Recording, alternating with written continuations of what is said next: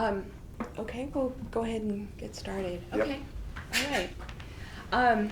Well, you've been through this a few times. Right.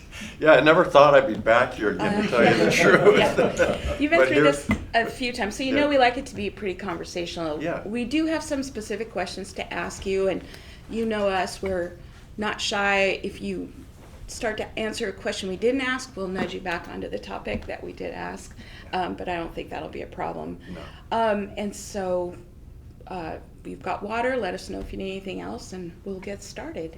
But first of all, we always like to thank people that are willing to run for office and willing to serve. So thank you for your past service in the county, in Congress, and thanks for running again and being willing to serve. Well, thank you. Okay. Yeah. Well, why don't we just get started? One of the most important things for us is education in this state. And a dozen years ago, the state Supreme Court ruled that the state's education finance system was unconstitutional. Though the legislature poured billions of dollars into education, profound funding inequities persist between schools throughout the state.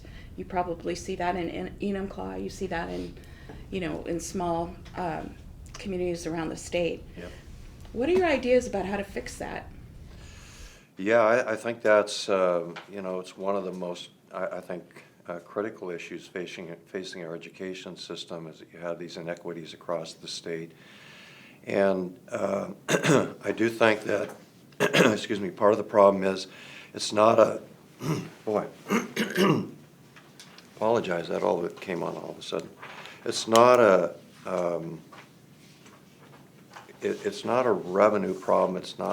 It's more of a spending issue, and I think we really need to evaluate where the spending within our educational system is being applied. I know that teachers' unions may not like to hear this, but we have some of the highest paid teachers. Didn't used to be that way, but we do today, and I think that we need to take a look at, first of all, prioritizing spending.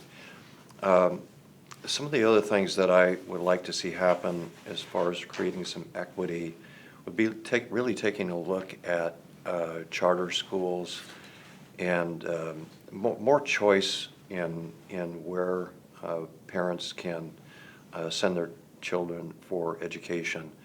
I think that most studies have shown that charter schools do address the inequity issues. They're more adept, they're more nimble, better able to respond to the needs of the community.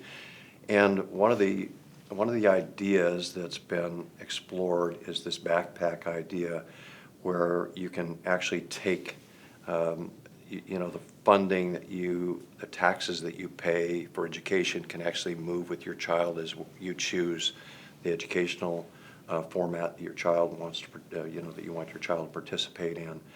So I would like to explore that a little bit and see if we might be able to move in that direction. Are you talking about vouchers? No,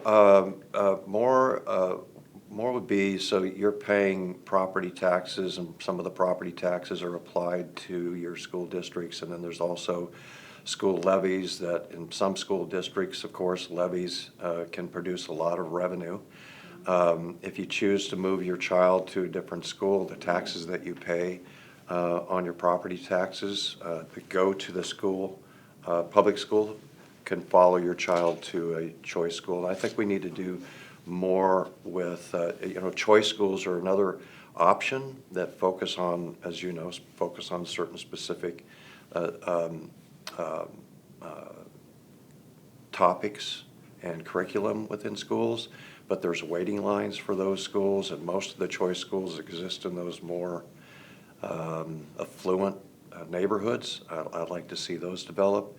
I think resource education centers are another option for us to take a look at. There's a resource center located in Vancouver that I've visited that is not taking any state funding at all, but they are able to provide education specific to topics like music or science or math. So I think there's a lot of options that we can discuss, and I think that one of the most important things for me when I was serving in whatever whatever entity I was happening to be a part of and serve in, it's really about including the community and having a discussion with teachers and parents. And what I've discovered, the biggest concern I've heard is that from teachers and parents, they want choice. The teachers want choice because they want to be able to teach the subjects that they were trained to teach, and they feel like they're restricted. The parents want choice because they want to be able to choose the schools, the curriculum. They want their students to be more focused on STEAM. It used to be STEM, as you know, but I'm glad they included the art in the STEM because a lot of my kids and grandkids are very artistic, and so they lean in that direction. But I think that parents are really focused on some of the nuts and bolts of education. So let me ask you this, though. The Democratic majorities in the House and the Senate, not all Democrats, of course, but the majorities in the House and Senate are pretty hostile to charter schools. What would you do to turn that around? Would you support charter schools getting some of the local levy funding, getting more funding? I would. Yeah, boy, I'll tell you, that's not going to be an easy job. And as I like to tease people, I used to be a hostage negotiator in the sheriff's office. So I think that those skills, and just having been in the public service arenas that I've been involved in, it's really all about working with people. And I know that hostility exists with charter schools, but there have been leaders within the Democrat Party, including the past president of the United States, that have been very complimentary in their remarks regarding public schools, and especially as it addresses the iniquities of certain neighborhoods and communities across the country. And so, some of those members in the Democrat Party may not be able to, you may not be able to convince. But I think there's some moderates that would be open-minded, at least to the discussion. The other thing that I would add about education, and just speaking of my godson who's special needs, one of the reasons I voted against the Republican alternative bill to Obamacare is that they had they had placed in there a tremendous cut to special needs education. And I think in this state too, we need to focus on.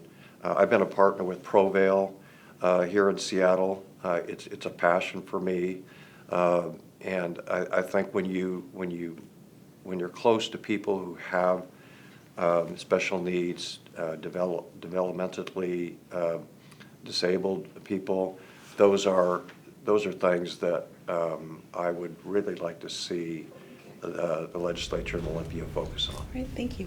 Claudia.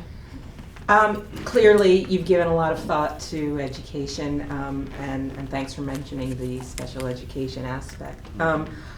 One concern that a lot of people have, and I think I'm hearing it in your remarks, is regarding accountability.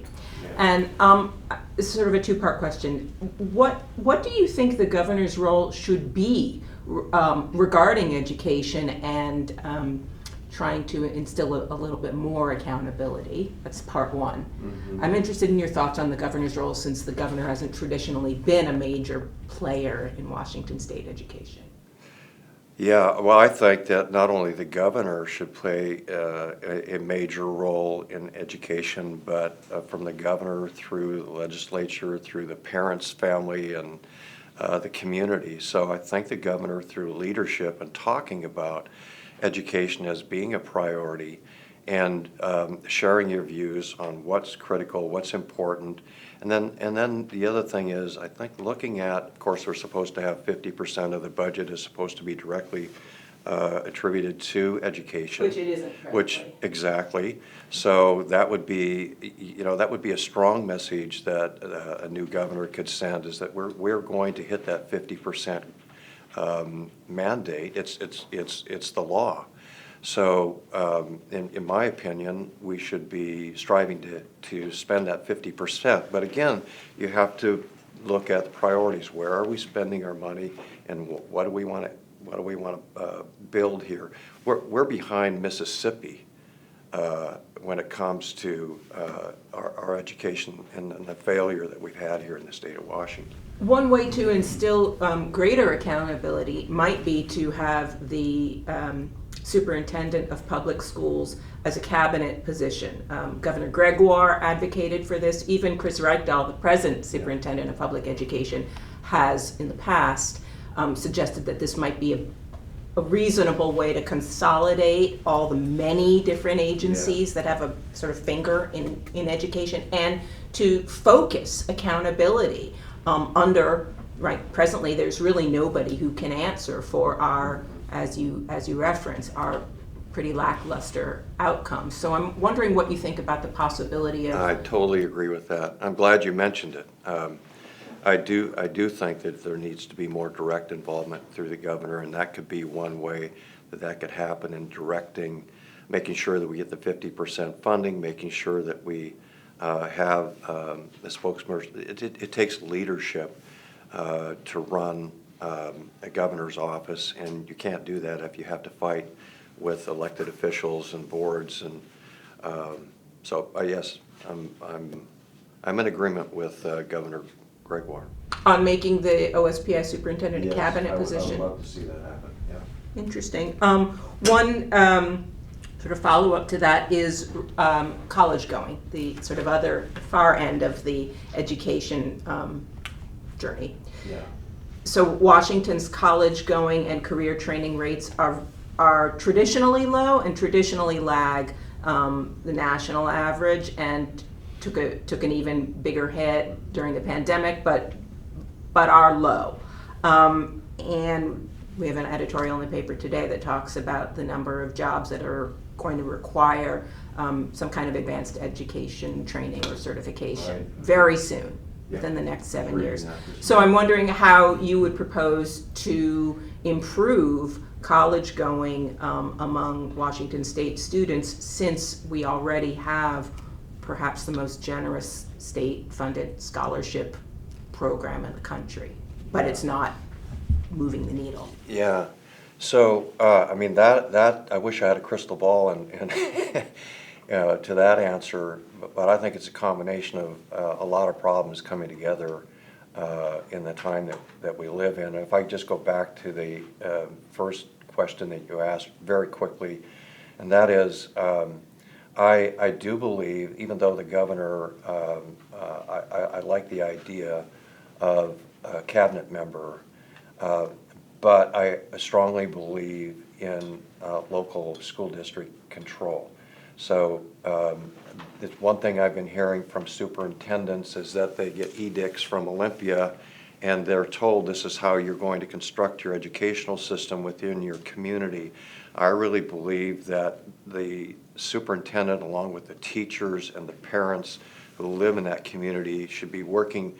I think it would really create an opportunity for teachers and parents to begin to rebuild that relationship that's sort of been has dissolved over the years.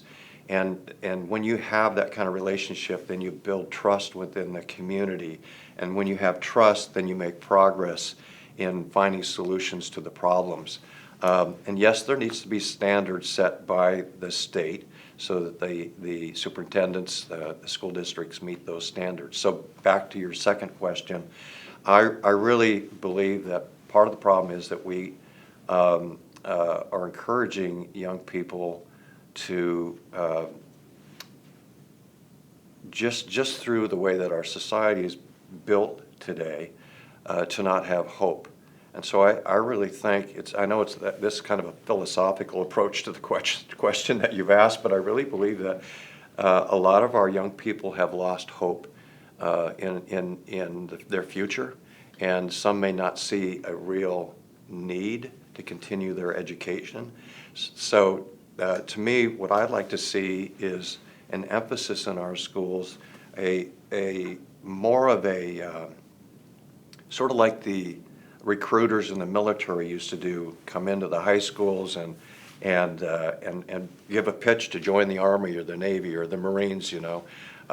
We need the universities in our schools and talking about and advertising and educating kids who are in high school to the benefits. And I think our teachers in those schools and middle schools and high school can do that themselves. But when professors or representatives from our local universities here in this state come in and make a presentation, I think that holds more power. And so I do think that, in my opinion, more emphasis could be made. The other thing that I think needs to happen is that we begin to allow students in high school to take college level classes so they can get ahead. So we have a shortage of nurses and doctors and you name it. If we can start programs within the high school level of our education system, start directing people, recruiting people to the nursing profession or in some doctoral profession, or name one. I really think that we could start to make progress. Some young people could almost have 2 years of their education to get their nursing degree or their doctorate degree already applied to college. And I know that's similar to Running Start, which my kids all participated in when they were in high school. It's an old program, but I think it needs some revitalization. You've told us that you support repealing the Climate Commitment Act, of course, which prohibits what is cap and invest, cap and trade, if you will, and a carbon tax in Washington State, I believe. And by doing so, it also prevents the state from any sort of taxation of carbon or cap and trade in the future. And I'm curious, you also told us that you're interested in real solutions to climate change, and I want to know what that looks like and how you would proceed without a revenue source to fund efforts in fighting climate change. Yeah. So there are some revenue sources, and first of all, look, I have a pretty stellar environmental record in Congress. I could go through the list, but you probably already have researched that and know that. So I am very concerned about and supportive of a very robust environmental agenda in the state of Washington. I think we should be the leaders. But as it comes to reducing carbon in our environment, keeping our waters and streams clean, revitalizing our fish resources and other wildlife in the state. You can look at some of my legislative votes there, and they support those efforts. So it's not that I'm against the environmental policies that have been set up, but I do think that there's a balance that we need to strike. And we have gone full steam ahead, so to speak, into this protect the environment world, but at the same time we have we are hurting the progress of our state. So I am open to the idea of all of the above energy approach, which would include wind and solar. I have voted in Congress to support both of those technologies. I'm really interested in the small modular nuclear reactors, very environmentally friendly. I've toured the plant and seen how this works and the amount of energy that it produces. We know that in the future, this state is going to require more and more energy, especially with big tech coming in and using more water to cool the systems that they use in producing the products that they produce.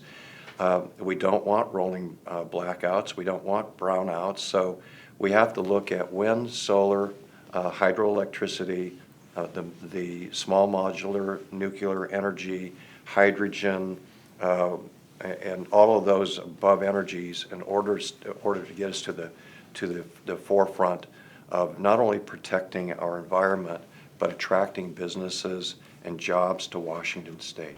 Okay, and you mentioned that I think you believe the Climate Commitment Act is hurting the progress of our state? That can you tell me more about that? Yeah, I think, well, specifically, if you look at the carbon gas tax, that's really the thing that's I think, and I'll tell you, I've been all the way up to Liberty, Washington. If you've been to Liberty, it's probably the most isolated little town in the state, northeast, right up in the corner by Canada and Idaho, and then all the way to Wahkiakum County on the other southwest side of the state. But all across the state, there's not been one group that I've talked to, and it's not just Republican groups, but it's been a mixed group of town halls with independents, Democrats, etc.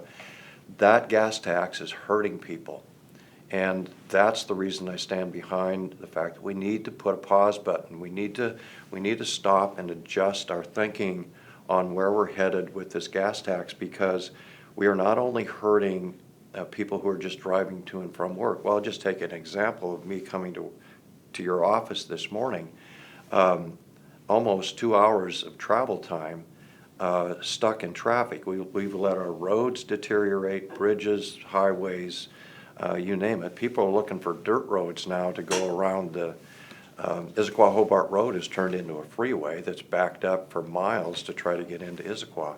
I was backed up on 18, Issaquah-Hobart, 405, just to get here today. So you're sitting in traffic burning gas, parked. So we've let our highways deteriorate to the point where we can't move. We're total gridlock. And I think we've purposely done that to move forward in other modes of transportation that we're not quite ready for yet. It's sort of like the ferry system, if I could just touch on that really quick. I have a question on the ferry system. Oh, you do? Actually. Okay. But since you brought up roads, so how, again, if gas prices are the problem in your estimation, how do we pay for those improvements when we have a state that's the state constitution? We're literally geared. We use gas tax revenues to do the very work that you're talking about. So how do we pay for that if not gas tax? Right. That's a discussion we had in Congress too. We can see that coming, nationwide. It's not just a Washington state problem, but when you look at Washington state, I know some say that yes, there is enough. Again, we don't have a revenue problem. We have a spending problem. So the first thing you've got to do is take a look at the roads. We've got to prioritize those roads.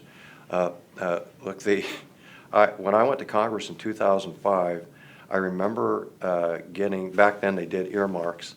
I know they're back to that and they're restricted, which is a good thing. They've gotten smart about how they do it, I hope. But I was able to get an earmark for Highway 18 in 2005. This year they finally started fixing the intersection at I-90 and Highway 18. Why did it take almost 20 years to start that progress? It wasn't a priority, and that should have been a priority because that is a major freeway for truckers going down into the valley where the warehouses are. So when you look at funding, we've got 8% of our budget goes to transportation. Let's first prioritize that 8%. Then let's take a look at the other. There's $4.1 billion in reserve. There's, I think it's $2.8 billion that are unrestricted. Can any of that money be shifted into the transportation effort in the prioritization of looking at our roads, bridges, and freeways? The other thing that I would do is redirect some revenue. And that would mean that when you buy a car, some of the taxes, more of the taxes from the car go to highways. When you buy tires, more of the taxes from your tires go to helping fix the highways. Or you could even look at more of the money from your license tabs and car registration even being directed toward fixing our highways and freeways and culverts, etc. And on the other side of the coin, you've talked about the State Department of Transportation needing to improve efficiency. I would be interested in this, frankly, in all of state government. Right. But what do you mean by improve efficiency? What are we doing in our state's Department of Transportation, particularly right now, that it could be improved to hopefully make sure that the dollars we do spend are spent efficiently? Yeah, well, I think first, for me, it's, you always hear this word tossed around, transparent. I think if we were transparent, and I know that there's been a move that direction, we used to see signs that said, hey, your tax dollars, if you're driving around the state, you see these signs up, your tax dollars on this, or, it's going to fix this highway and it'll be done by whatever. I don't see those so much anymore. But I think for me, as a citizen of Washington State, that was beneficial for me to know, okay, my taxes are going to this particular roadway. I do think it boils down to having priorities. So if I'm budgeting my own finances in my own little world of my house with my wife and I, maybe I want to buy a new car this year, but I look around the house and I find out the roof is leaking. I think that we've made some mistakes and we haven't fixed the leaky roof, and we've gone out and bought a new car. And I think we've done that with ferries. I think we've done that with roads. I think we've done that with the homelessness. I think we've done that with criminal justice system, and just about every aspect of government, as you sort of referred to. Generally speaking, we have not taken leadership in these issues. We've applied the same old solutions, and we've not prioritized. Okay. And lastly, ferries. I am curious. You talked about repealing fare increases, the vessel replacement surcharge. So lowering, but we're going to need money to pay for new ferries. So what is your ferry plan? What's that look like? Yeah. So they're paying for those fare increases are to pay for the electric ferries that are to come, date unknown. My idea would be let's move forward. Let us buy. I would like 5 new ferries that are hybrid electric, clean burning diesel, that could be fully electric sometime in the future, if that's the direction that we head in the future. I do think too, and that there are energies that we may not even be thinking about today that are 10, 20, 30 years out in the future. And I don't want to mince words, but the plan right now is 5 hybrid electric ferries, diesel with batteries. That is the plan right now. Well, that's not as far as I understood. The governor's plan is he is building electric ferries. What's happened is they've let the ferry system go, as you know. I've been up there. I've talked to the people that live up there. They are using their own personal watercraft to go between islands. So one of the things I would do is say, look, we need to come up with a way to support the personal transportation between islands to get to doctors' offices and schools and other appointments and visiting family, et cetera. So that inter-island transportation needs to happen. I would speed up the purchase of these hybrid diesel ferries. Thank you. Alex? So I got a few questions on behavioral health and housing. Sort of my topic area. So as a little bit of context, as you know, last year King County voters approved what was called the Crisis Care Centers Levy. It's $1.25 billion. Centerpiece being 5 short stay facilities for those in crisis. And even at the time, supporters of that levy said if that's all we do, we would have failed. That just fixing the crisis system doesn't do enough. So particularly in the absence of more permanent care and places to live for those with the most severe mental illness, which kind of brings us to the state hospital system and Western State. As you know, Western State lost federal certification in 2018, costing the state about $53 million in annual funding. Last year, sort of related, 22 counties filed a lawsuit against DCHS for failing to provide adequate mental health care in Western State for those initially jailed on criminal charges to be found incompetent to stand trial. So I wanted to know your vision for Western State in particular, but also generally, what's your plan for those who are facing the most severe challenges? Yeah. Well, again, I'll just go back to we have let Western State deteriorate There was no effort made, or very minimal effort made, and that's why we ended up with the lawsuits, in keeping that facility intact and improving it. Obviously, we need more facilities, more health care, more mental health care, more drug rehab care. Are you just talking mental health care specifically now and leave the drug? They're so substance interlinked at abuse? this point, Exactly. so I'll let you figure out. Yeah, how you right. want to do that. So no, I totally agree with you. It's if you're on the street, you end up on fentanyl, you definitely now have a mental illness, right, connected with trying to overcome the drug addiction that you have, or vice versa. If you go out with a drug addiction or mental illness and you're on drugs, now you have the two problems interconnected in your personality. So I really, I've been looking at some programs that people have been using across the state, from Spokane to Bellevue to Seattle. And one of the programs that I really like is there's a group on the streets of Seattle called The More We Love. There's another group called Dads, and there's another group that you know very well, and that's the Union Gospel Mission. Well, the Union Gospel Mission has a system in place where someone walks in and says, I need help. The first thing they do is welcome them in, put their arm around them, and you've got to show people that you care. Okay, I'm not getting to the facilities now, but I'm gonna get there for you. And so when they first come in, the rule is clean and sober you have to be in order to stay here. And we're going to provide you help to do that. And it's just a few week period of time at that first entry level contact. If you're clean and sober for those first few weeks, then you move to the second phase of their program, which they actually have a second floor that they use. And you move up, so they feel like they're in a new neighborhood, they're in a new living quarters, and they have new friends.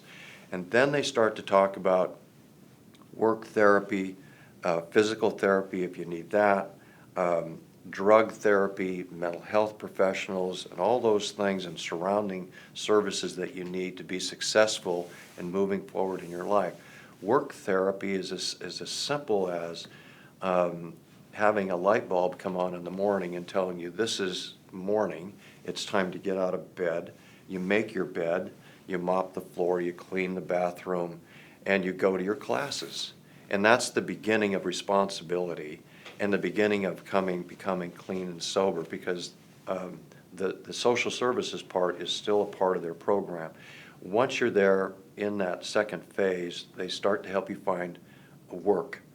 And once you found a job, you move to the third floor, and this is the third phase of their program where you can stay 6 to 8 months. And now they're actively helping you. If you haven't found a job by now, they're actively helping you find employment. You're going out to work, you're coming back, but you're still going to your classes. Some people, and I've had sadly, two nephews in my family that have been addicted to oxycodone back in the era when that was the biggest threat, not fentanyl, but one actually moved on to heroin. Very, very sad to watch my brother's family go through this. They went through at least 3 or 4 different treatment programs before they were cured, before they became clean. It's not always the first, more likely it's 4 or 5 times through this. So this is a long process. It's expensive and a lot of human emotion involved. Again, surrounding people with compassion and love, knowing that they are cared for. Eventually, the success of this program is you have a job, you're clean and sober, and you move out into a halfway home or house, or you move in with family who will now take you in.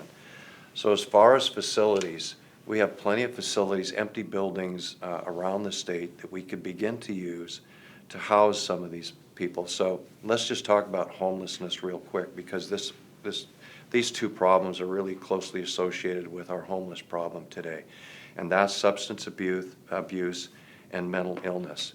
And so in order for us to have an impact there, I think you have to triage that community.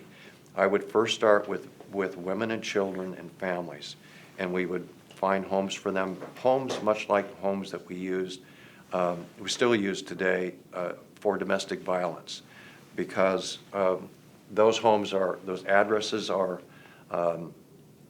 kept a secret so that we protect them from their abusers. We know that our women and children are the most vulnerable, and they are the ones being assaulted on the street.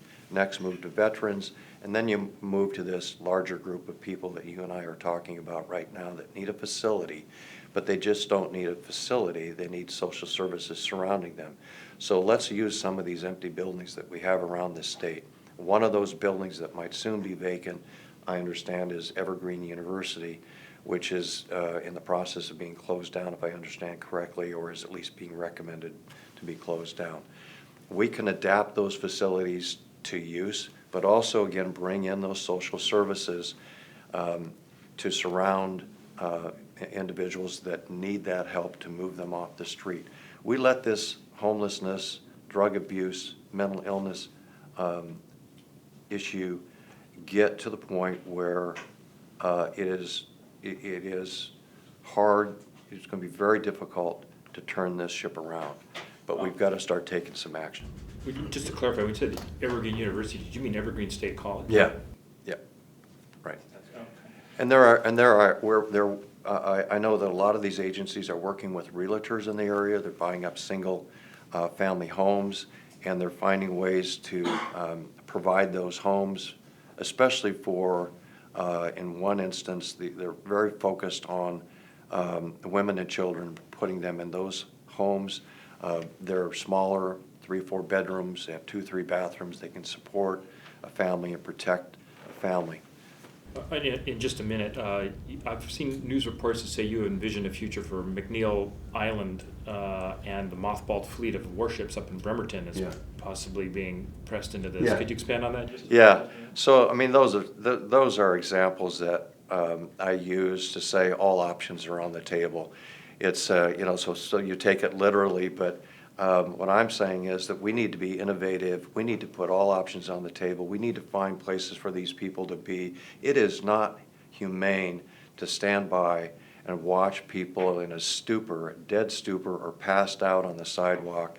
It's part of the reason why businesses are moving out of our larger cities in Washington State, because of the homelessness issue, the crime in the middle of in front of their doorstep. Businesses leave, jobs leave, more people become homeless, more people move out of the state.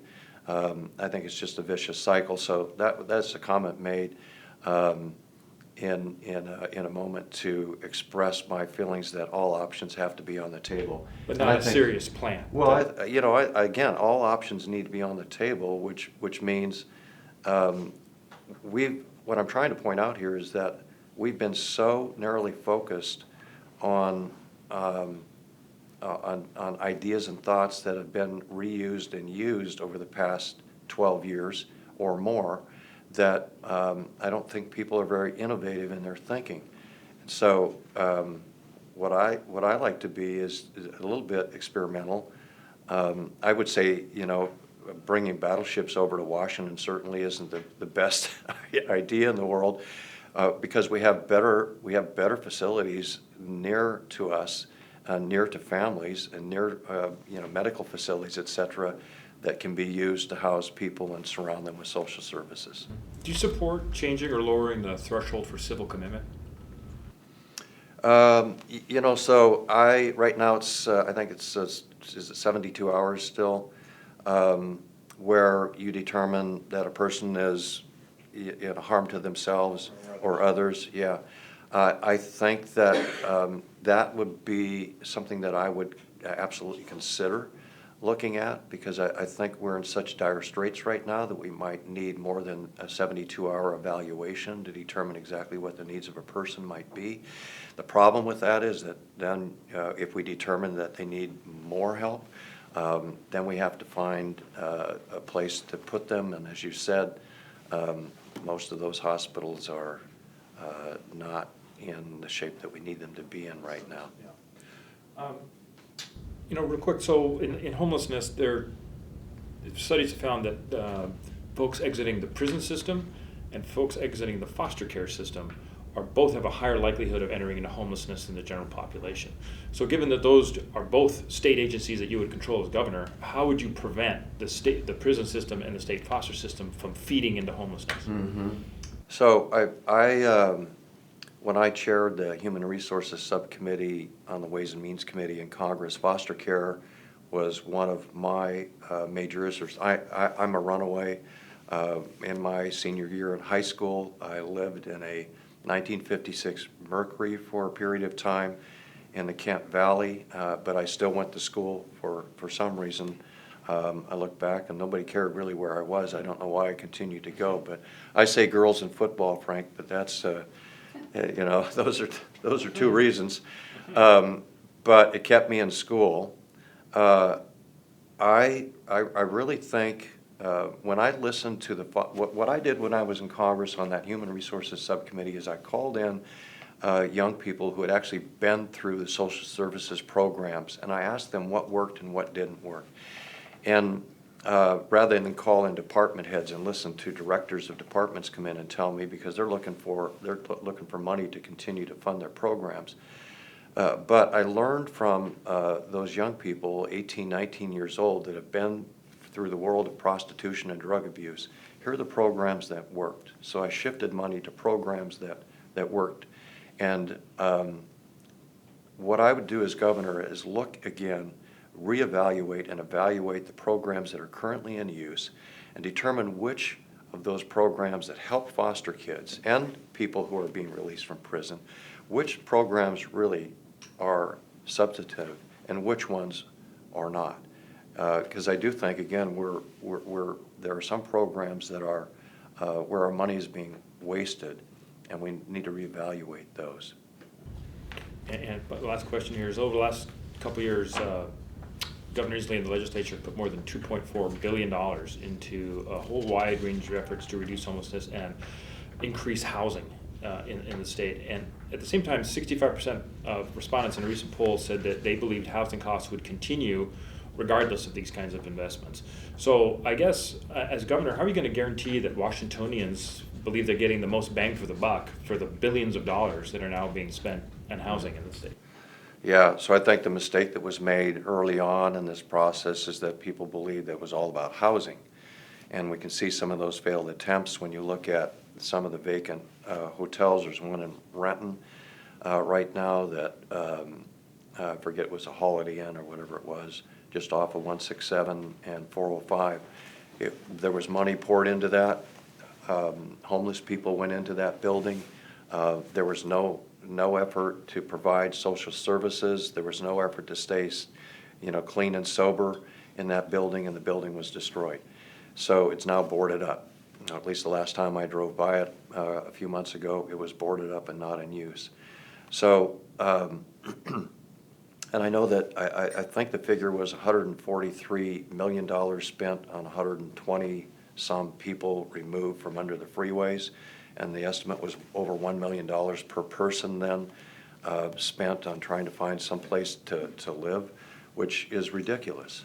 So again, we need to, it's not a spending problem, but it's a revenue problem. It's a spending problem, and it is a problem of trying to come up with a solution to the mental illness and substance abuse. And I do think that part of it you have to talk about the criminal justice system and our inability to stop cartels and gangs from bringing fentanyl and drugs to the streets of our cities and into our state. That's got to be a component. I look at all the aspects, so you can't talk about the economy, you can't talk about criminal justice, and you can't talk about homelessness separately, because they're all, in my opinion, they're all connected. You pull on a string of homelessness, substance abuse, mental illness, you affect criminal justice system, or you affect the economy in that, directly relating, of course, to small businesses on the streets of Seattle. I see our effort in all of these, and again, this is, I know, an overused analogy, but we're looking at a stool that needs 3 legs, and we actually have a stool that all 3 legs have been cut. And that is social services, education, and criminal justice. And those three, and I've heard this from, I visited with 500 Washington State narcotics investigators. I visited with social workers, truck drivers, engineers, small business owners, and that's what they're looking for, an approach to these problems that's an all-encompassing, common sense, transparent, to get to your point of spending, where you actually see results. To require these organizations that are asking for the funding, they have to have metrics that they meet. They have to show progress. And it's up to the government, it's up to us to say, if we're going to be providing government dollars, taxpayer money, to help with these problems, then we have to expect accountability from each of these agencies that are providing the service. Thank you. Carl? You had mentioned and just touched on drug abuse and addiction. When it comes to fentanyl in the state of Washington, we are expecting another record year of overdose deaths and accidental deaths from fentanyl and other opioids. King County's had 1,000 last year alone. The state has passed bills that will allow law enforcement and hospitals to detain children if they suspect their parents are neglecting them because of use of opioids. And they've made Narcan available to police departments, fire departments, schools, that sort of thing. As governor, what would be your ideas toward addressing the problem when it comes to drug use and OD, overdosing? How do you prevent that? How do you prevent overdose and drug abuse? As a governor, what would you recommend as some sort of strategy? Yeah, it's a sad state that we're in. When I think it was last week when 3 children were exposed to fentanyl and one died because of use in the home. We know how toxic that drug is. And it's infiltrated our society in ways that we may not even know today and realize later. I know the Metro bus drivers and others in the community have complained of sensing those drugs on their buses, and so they're at risk, they feel. So it's back to this three-legged stool again. I think you really have to have a robust education system in our schools, and that not just in high school, but we've got to start that education as far as the dangers, especially of fentanyl, because who knows what the next deadly drug will be. How can they get any more deadly than fentanyl? But we used to have a DARE program that was somewhat effective. I actually, when I was the sheriff, cut the DARE program because I felt like school resource officers were a better avenue and a better educational opportunity for kids and a better way to promote community policing.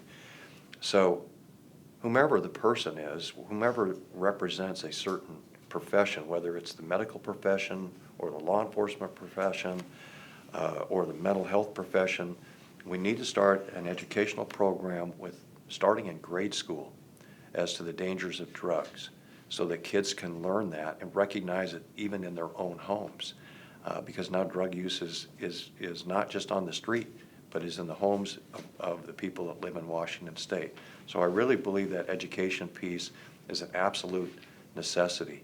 The social services surrounding, once a person is addicted to drugs, as we talked about earlier, this is a long process of trying to get unwound from that addiction. And I think we need to have a supportive social services network in place where we start to put our arm around these people, show that we care, provide the services needed, and get them off the drugs, just like I sort of explained with the Union Gospel Mission, again connected to homelessness. But the other piece that's missing right now is along with those two pieces, is the law enforcement piece. And I don't mean arresting people on the street. What I mean, starting out with, is that the first thing that's happened in recent history this year, that burn jag grant monies, that was specific to law enforcement. It's about $2.1 million. That money was taken away and redirected into other services that have done away with our burn jag drug task force efforts. one of the first things I would do is redirect that money back to our burn jag law enforcement agencies. And the reason I would do that is that their main focus is on the cartels, as I mentioned earlier, and on the gangs that are bringing fentanyl into our communities.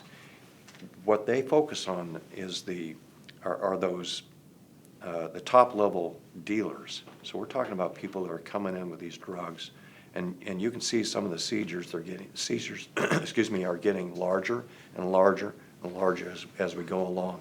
So it's not only costly in lives, which is the saddest part of this. And I worked on the street during the Green River days, and I tried to get people off the streets, working with especially young girls who were involved in the human trafficking world, surrounded by drug addiction and alcohol. A lot of those people want help, but they just can't express it. They are a danger to themselves and a danger to others. The danger to themselves is they have no idea the stupor they're in. They cannot make a decision that's safe and beneficial for them. They're not in the right mental state to do that, and we need to be able to help them get to the point where they understand that if they can't make that decision themselves, then back to the question of whether or not we look at involuntary commitment, and then further. But the biggest thing the move I would make is make sure those three stools are connected. Back to the law enforcement involvement here, what we've gotten away from is that we've said to ourselves in this society is that cops are bad. And so as a result of that decision, we have separated the cops from our community. When back in the day, it was all about community policing. That was the big deal. Let's bring the community together with the police and solve problems. When did that not become a good thing to do? When you have people in the community, especially those who have some authority to take your freedom. One of the greatest powers in our government is law enforcement is take persons' freedom from you, put people in jail. So why would we not want to create an opportunity where we have an educational effort to connect kids, families, and police officers with teachers, parents, and Did you say you cut the DARE program when you were a teen? I did. I went to Looking back, isn't that sort of counter to what you just said? No, because the DARE program had really much run its course. The drugs had started to change, and the focus had started to change, and the curriculum didn't keep up with it. So what I did instead, to be more current, was switch to the school resource officer, whose job was to be more. It was actually a more intensive program because you actually had those officers embedded in the high school or the junior high. And they were there all day with the students, going to class, eating lunch with them, playing basketball after school. These are things I used to do when I was a cop. We used to have a program that we called Lighthouse. And on Friday nights, on my days off, I'd go down to the nearest gym and play basketball with the kids. But these are things that we have to bring back. School resource officers, as you know, Sammamish High School has a statue of their school resource officer. Those kids respected him so much that when he left, they erected a small statue. So these relationships are absolutely critical to creating a world where we trust each other. So we can ask another question. We've got a little bit more ground. Yeah, on policing again, the state legislature passed an initiative that allows for police officers to remove some of the restrictions as far as police chase is concerned, to have a reasonable suspicion that a person has violated the law and has threatened the safety of others. What's your opinion on a lot of the bills that were passed, starting from like 2018 up to, and some of them were repealed and reformed and all that, up until this year? What's your opinion? Yeah, well, we go back too long, I'd say those ideas were crazy. But we're starting to come back to a little bit of a sane place. I think that it sort of goes back to the discussion that we were just having, where you have to place your trust in police officers. You have to place your trust in somebody sometime. You have to place your trust in your parents. You have to place your trust in teachers, and people in authority. you know, we have to place our trust in government, even though that's hard to do sometimes, and having been a part of that, I can understand why. So when you place trust in people in authority, yes, there are laws, have to be laws that keep them honest and keep them in a world where they raise their right hand and they take an oath to uphold the Constitution. That means they have to obey the Constitution. That means they have to obey the laws. I get it. We hold police officers accountable. We have to do that. Cops don't want to work with bad cops. I mean, I've testified against bad cops in trial and fired bad cops. You might think back to WTO, Frank, where I fired a guy who kicked the back end of a young lady over who was at first date. But you see incidents like George Floyd, when you had four, Yeah, they say bad apples, and that's four Yeah. bad apples showed up at one scene. In Rankin County Sheriff's Department, 6 bad apples showed up at one house. Yeah. So how do you, if it's more, sounds like it's more systemic than a bad apple? Well, I mean, it's so about- how long ago Sounds like was- somebody was protecting each other Yeah, in how, those cases. how long ago was Floyd? It'll be 4 Many years. Okay. This So month. I think we progressed a little bit. And a lot of those bills came out of that and they've been repealed back. So Yeah. that was my question, what's your Exactly. opinion? Yeah. They made Yeah. adjustments in response to that, and then they sort of pulled back on them. Which reforms do you think were good ideas? Which reforms do you think were not good ideas?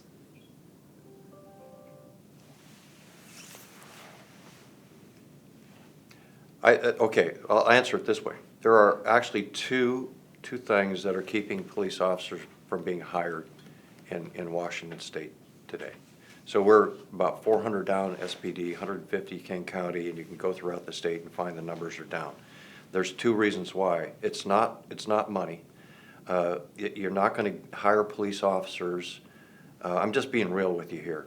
You're not going to hire cops with a hiring bonus of 50 grand. You're not going to get them to re-up for $50,000. It isn't going to happen. Cops become cops not to get rich. They become police officers to help people. 99.9% of police officers are good people. There's always that, make it 1%, that will give us a bad name. And those are the people we have to weed out. So the 2 things that I would change, well, I would ensure, first of all, number 1, that qualified immunity stays intact. And I'll explain why in just a minute. So qualified immunity, of course, protects them from being sued civilly and losing their house, their property, and everything. Number 2, the change from language in law today went from what would a reasonable police officer do in an instantaneous situation, a snap of the finger decision, versus a reasonable person. A reasonable person, and generally speaking across the state, does not have the training that a reasonable police officer has. So a reasonable police officer standard, legal standard in law, would be the correct language to protect police officers from criminal liability. However, it doesn't protect them if they've broken the law. So if you've acted in good faith without malice, those are the key phrases. So, and I know you get nervous when I tell stories, but I'm a storyteller, and I know I can sense it in the room. However, there's an importance to some of the stories. They illustrate an excellent point.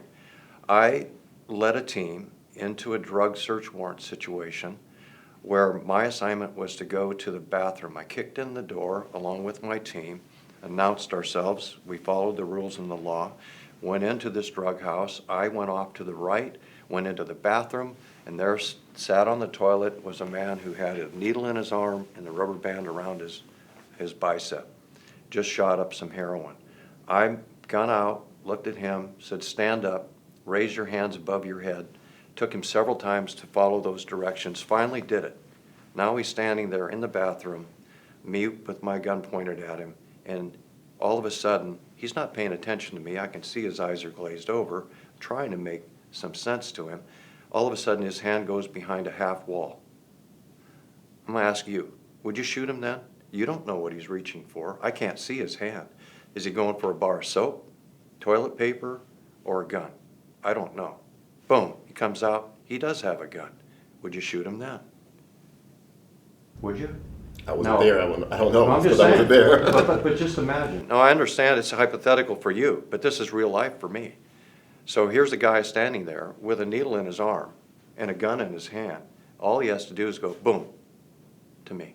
Now, if the officer shot him back in my day, that would be a justified shooting. Gun in hand, glazed over, high on heroin. I don't know what he's going to do. I didn't shoot him, though.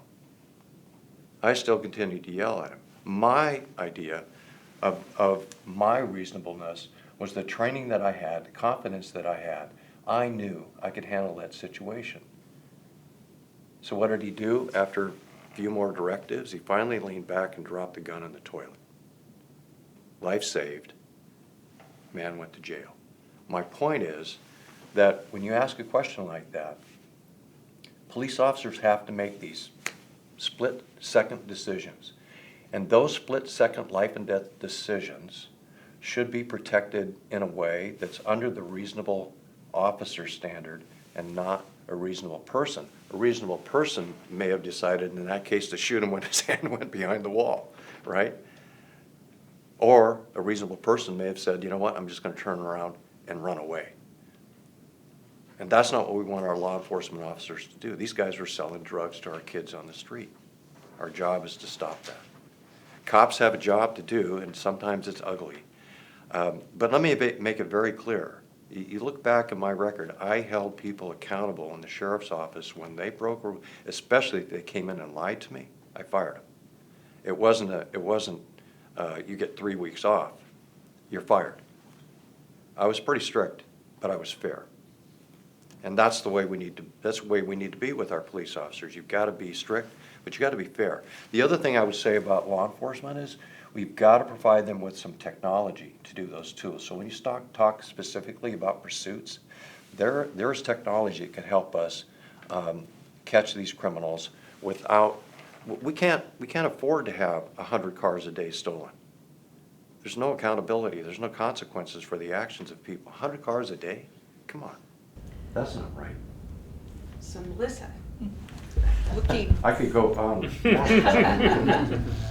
looking further into our futures, you had said that you are in favor of Initiative 2124, which would repeal the WACARE's long-term insurance program, saying that there's nothing on this initiative that will take away long-term care. But if folks don't have to put money into it, that will just kill it, right? I mean, and if that were to happen, whoever's in the governor's office, does that mean that that person would just disregard, throw the baby out with the bathwater? We're not going to worry about long-term care at all. What would you replace it with if you had the chance? Or how would we look toward taking good care of Washingtonians when they age? Yeah. Well, let's be honest about that legislation, first of all. What kind of benefit does it really provide?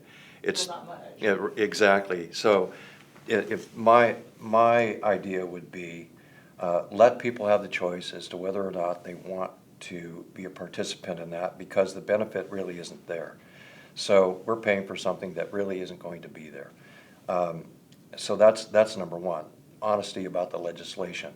Number two, if we really intend to help people with their retirement and their long-term care needs, then we need to be honest about how much that is going to cost, where that money is going to come from, and how we're going to achieve the goal that we've set before us. And that's going to take conversation. And that's one of the things I want to bring as the governor. I want to start to have conversations. The more and more I travel this state, the more I hear from almost every profession. We have been at the table, we've not been heard, our voices are not heard. I just get up and walk away. I'm no longer participating in boards, advisory committees, or any of that, because I've been involved and been engaged, but my ideas are not heard, they're not even asked for. So in that particular piece of legislation, it's not so much about the issue of long-term care. We all want to be able to provide that for people who can't do it, but what's the best way to do it? And let's be honest about how we approach these problems and how much it will cost, and what kind of care we can provide. Did you want to ask about the other initiative? I'm good. Okay. So, I wanted to ask you about abortion, and in the questionnaire we sent you, you said you are not interested in changing state law. But I'm wondering if you are willing to or interested in maintaining some of the supports that the current administration has put in place, such as ordering mifepristone. I can't pronounce it either. Yeah, that. Abortion pill. Right. So that to make sure that there's enough in Washington Yes. State, but also how will you help the healthcare system accommodate folks that are coming to Washington State to seek abortions Yes. and make sure that Washington residents Yeah. get that care? The answer is yes. Okay. Yep. Yes, you'll do all. Okay. Yep. All right. Mhm. Is that a hard decision to No. do, or okay? All right. You want to know why? Tell me. Okay, I got another story. See, you asked for it. No, here's the deal. I haven't changed. I remember in the mid-'70s, so this is, our first abortion law, I think, was 1970. But in the mid-'70s, they had, it's been codified several times in law, and most recently 5 pieces of legislation in the last legislature. So when I was a patrol cop, they passed a new abortion law. And so the pro-life people came out, protested the abortion clinics, and my job was to stand, they were blocking the sidewalks and blocking the driveways. My job was to stand and keep the pro-life people away from the driveways, away from the sidewalks, and keep the abortion clinic open. My personal belief, and is my personal belief. And I don't intend or desire to push my personal belief upon other people. I really believe we all have free will. And my personal belief, again, is that free will comes from my God, and that we can choose to, we should be choosing those things. And the other thing is the law is the law. And I don't think we should be making those decisions. I shouldn't be making those decisions for the women of Washington State. All right. Thank you. Yeah. I have one last question, then we'll let you sum up. And we're asking everybody this question. Who won the presidency in 2020? And who are you voting for? Who are you voting for president this year? Well, okay, first of all, I believe elections are fair. So I have no disagreement about who won the presidency in 2020. I have, people like to talk about the Dino Rossi races. But look, the votes are counted, and I have faith in the current system that and there are a lot of conservatives I've talked to who believe that the current system is moving to more and more fair. Some trust is beginning to be built. As far as who I'm going to support, I'm not going to let people nationalize this campaign. That's my answer. And the reason I'm not going to do that, it divides us even further. So my focus is, what are the problems in Washington State? How can we fix the problems in Washington State? How did we get here in the first place? And we're going to fix what's broken and do what's right. And I'm really focused, and that's not just a political answer. I passionately feel that way.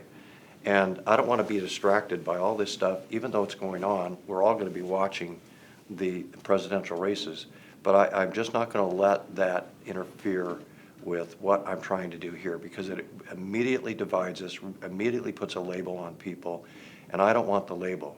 My bottom line to my candidacy in Congress and operating as sheriff has always been, I want to be inclusive of the entire community. Can I ask a question on that, though? I mean, if you're elected governor, so you're governor of Washington State, there's a Trump presidency and there's a Biden presidency. Yeah.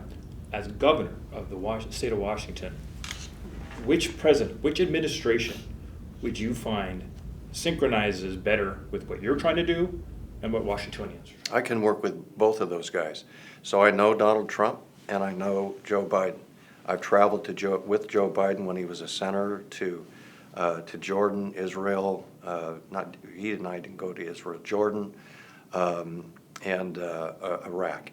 And so either president I can work with. I have a reputation. If you go back to my congressional years, I still know a lot of people in the House of Representatives and in the Senate. And I think as governor, that's a huge benefit for the people of Washington State. I burn no bridges with my Democrat friends in Congress, and I burnt no bridges with Joe Biden, and I burnt no bridges with Donald Trump. So you're saying that both bring pluses and minuses that in the end wash out, so there's no difference between them? No. What I'm saying is, there's tremendous differences. That would be ridiculous to say. I'm just saying that I could work with either one of them. So you don't have a preference. That's what I'm trying to say. They both bring pluses and minuses, and so you don't have a preference. I will be able to work with both presidents, whoever's elected. You just stated your views on abortion and the abortion bill. Do you think that would fall in line with what President Trump would be about? Well, President Trump has his beliefs. I have my beliefs. I think you can go back to.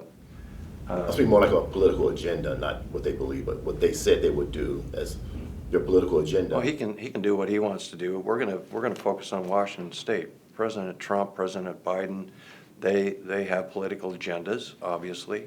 But as the governor of the state of Washington, I'm going to be focused on what's happening here. So decline to answer preference. Okay. No, yeah, All right. but that's really, that's reality. That's where we are today. We've got to fix what's happening right here. So we've come to the end. If you'd like to take a couple minutes, are there things that we should have talked about that you think we should have talked about, or anything you'd like to leave us with? Well, let's see, I have a whole speech I could give. Only one story. Only one story. I've met so many people across this state. This has been it's just been a joyful experience, and there is an excitement, and I'm not going to exaggerate here at all. I want to be very realistic with you.